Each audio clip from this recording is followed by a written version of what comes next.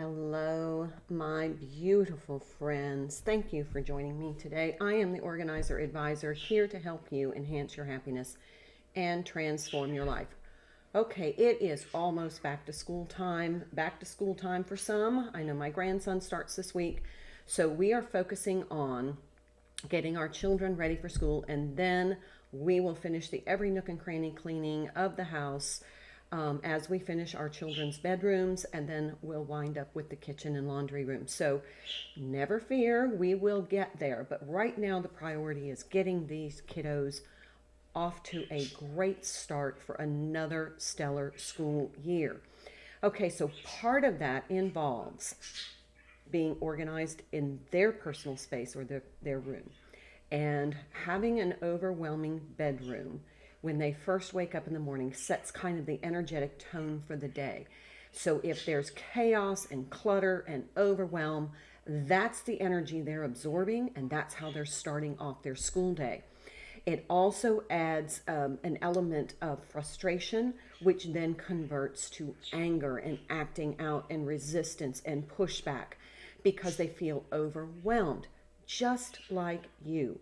So in this series of helping get our kiddos organized, I'm doing a video about segments of their personal belongings that can be overwhelming and how to get them organized. And then we will do the every nook and cranny clean of the room.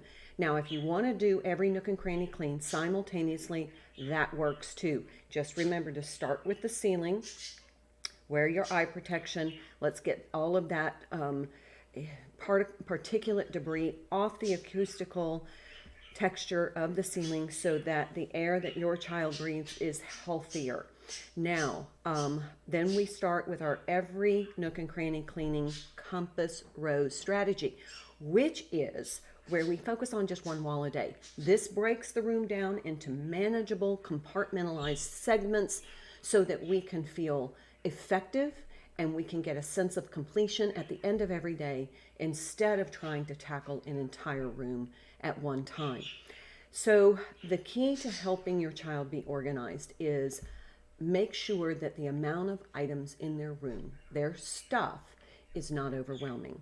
So if it's overwhelming, if there's just too much stuff, your child cannot possibly clean their room. There's not enough storage. They are overwhelmed with stuff. They go into an immediate visceral reaction of shutdown, just like you do when they enter the room and they're like, I can't do this. So then there's this kind of agitation in their energy, and that then becomes their experience.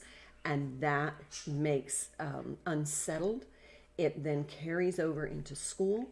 So our goal is to help our child get organized in a clean and calm space. They start their day clean and calm. Their room is orderly. Their energy then becomes, they feel effective and efficient. And it's a great self-efficacy skill. And then that kind of transitions into the energy as they go into school. So helping them manage the amount of stuff, and that's where they may need your help. Now, I use the 4-bin system, which is 4 bins, and you can use bins depending on how much stuff your child has. You can determine the size of bins that you're going to need. You can use anything from this size bin to a larger storage bin tote with a lid. I like the bins with lids because you can stack them. However, you can use baskets, boxes, whatever you have on hand. And then if you want to upgrade later, that's fine. But let's use what we have now. And then later on, we can upgrade as we find this system works for us.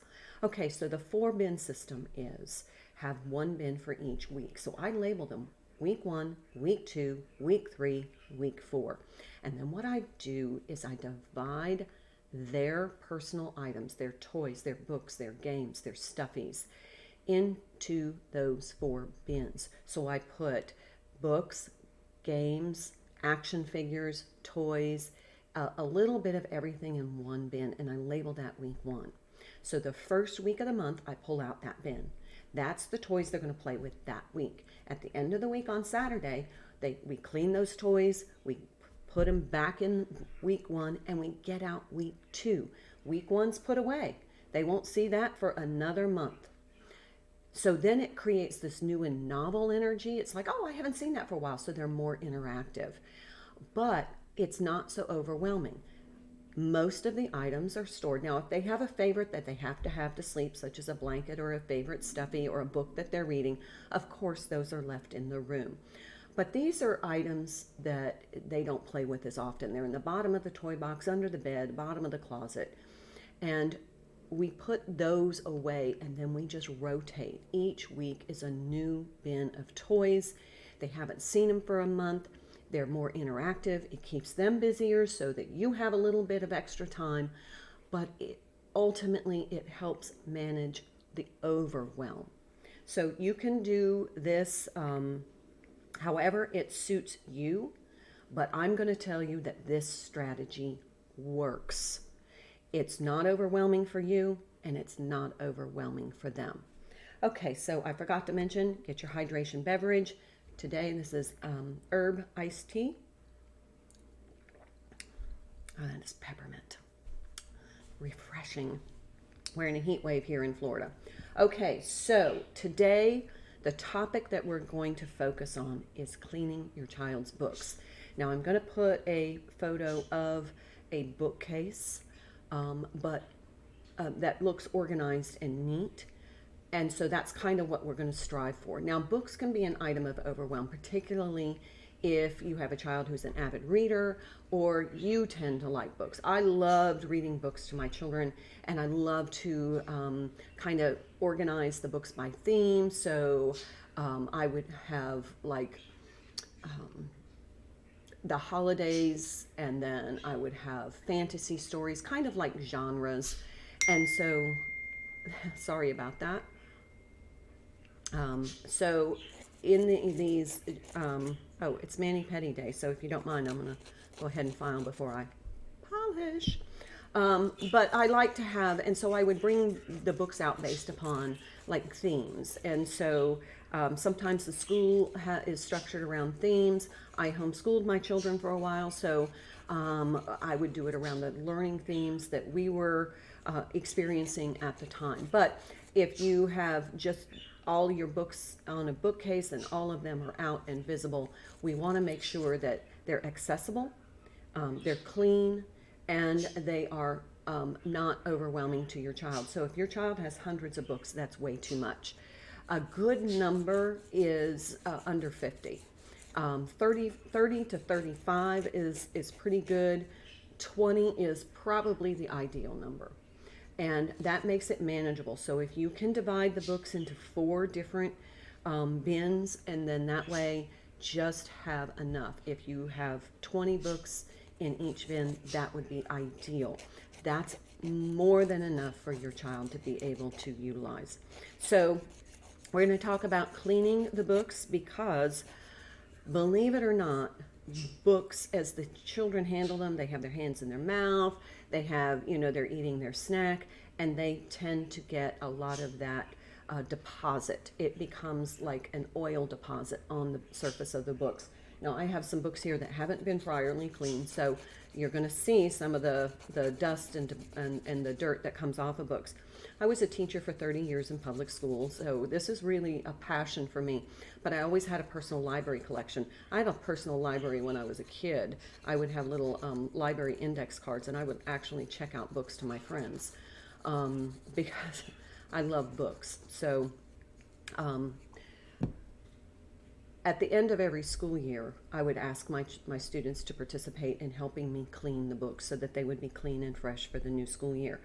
I can honestly tell you that children will avoid books that feel grungy or dirty or dusty. They just don't like that feeling. Neither do you.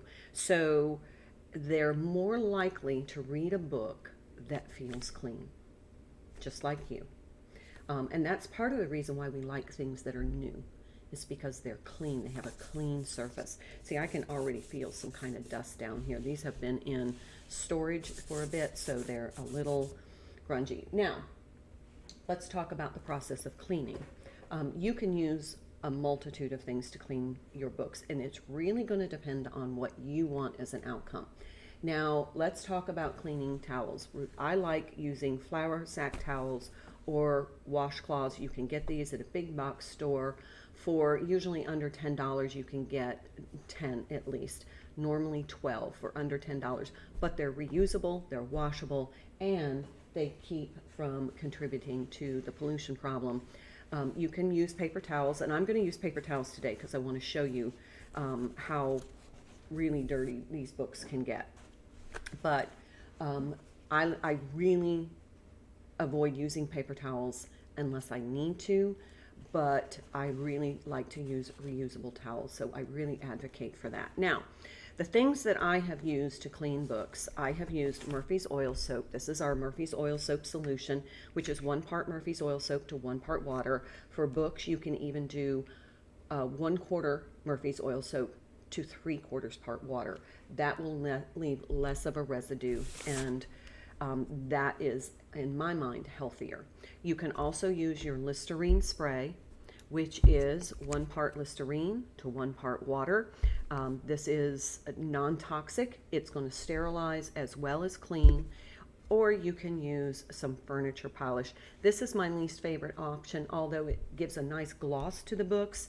What it does is it leaves a residue, and I don't like small children putting that in their mouth. So I'm just giving you the options. You choose what's best for you and your family. I'm going to use Listerine spray today, and then I'll show you the difference with the Murphy's oil. But you can just spray the cloth.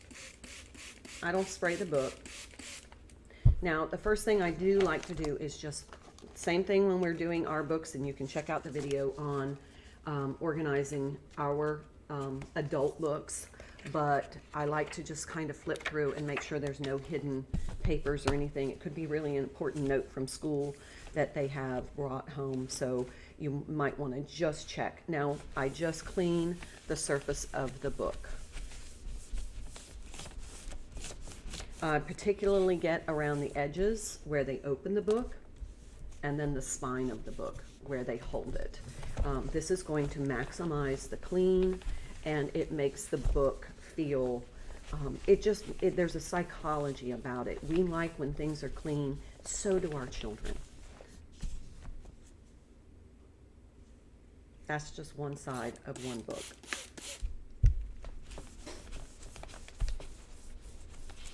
You can have your children participate in this. It helps them to learn how to take care of their belongings. And that's a really good habit to get into. Okay, so this book is clean, and I don't know if you can see. Let's see if I can catch the light. Oh, look, yeah. See how it's almost like your china. See how clean, and it reflects the light, and that actually is, we have a visceral reaction when something reflects light and it's clean, like a mirror or a window. It actually is uplifting. It has a more positive energy than a window that's kind of filmy, or a mirror that's filmy.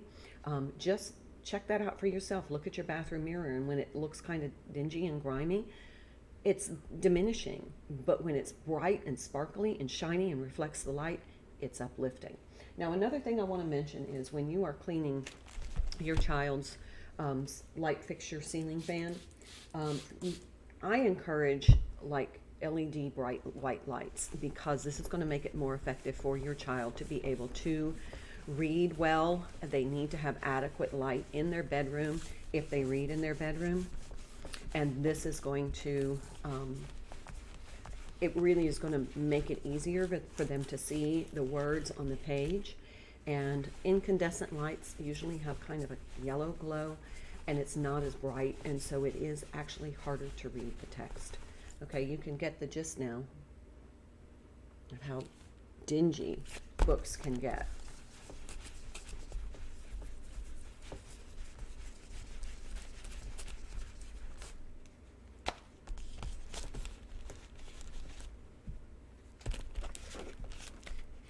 Another thing that you can do, excuse me just a minute, forgot to get my essential oil spray. You can use your essential oil spray, and you can, just like with your books, you can actually just kind of mist the book, and if you when your child opens that book, they're going to get that waft of fresh scent.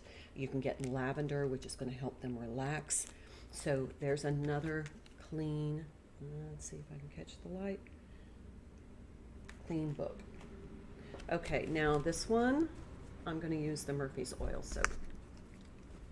I'm going to use a different part of my cloth.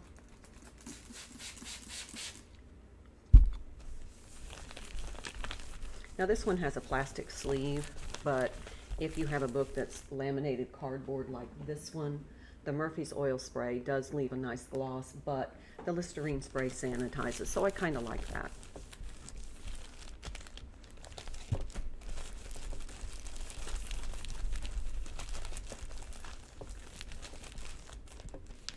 Oh, I can smell that spray. It just smells so good. Who wouldn't want to read a little longer when the book smells so fresh? Look at that.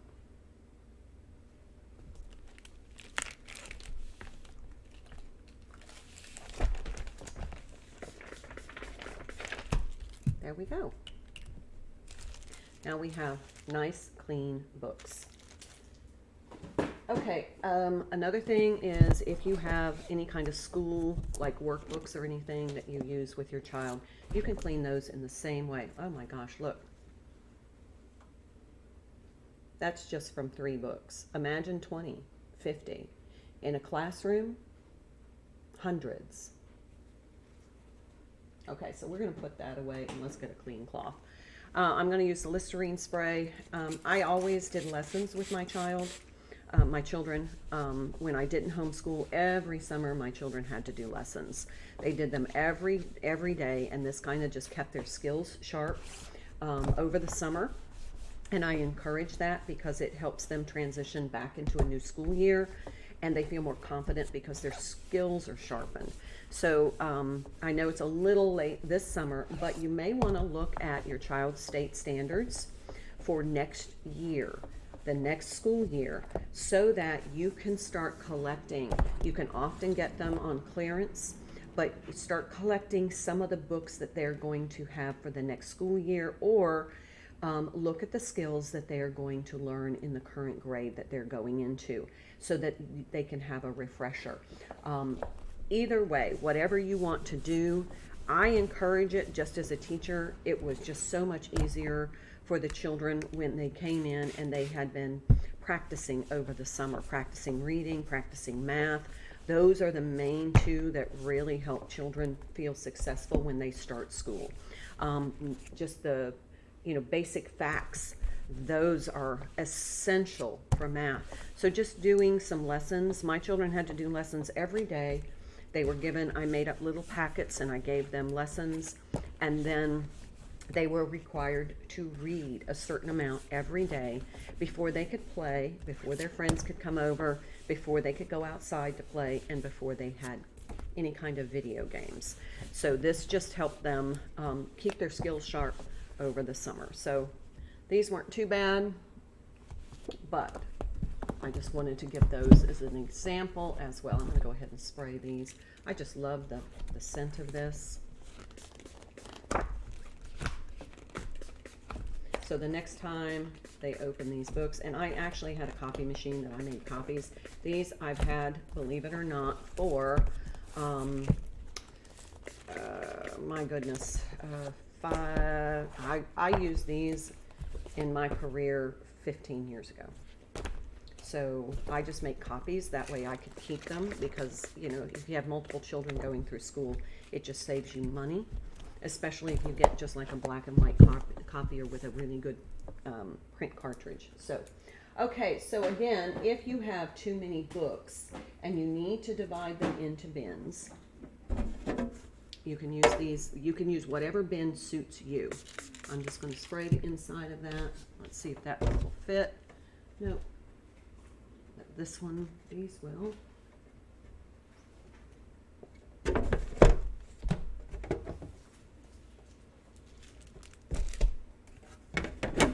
Now you can use clear. You don't have to.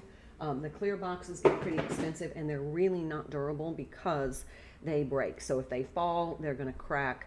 I like the either Rubbermaid bins, or you can get the Sterilite bins, And those are going to be really durable, and you can use those as stackable bins, and you can stack them in the child's closet, you can put them in the garage, wherever you're able to have that additional storage space to store some of the items of overwhelm for your child. Okay, so let's just review. Today we are cleaning our children's books, and then we are also hydrating, exercising, take time for stillness, eat clean, take vitamins and supplements if you subscribe to that practice.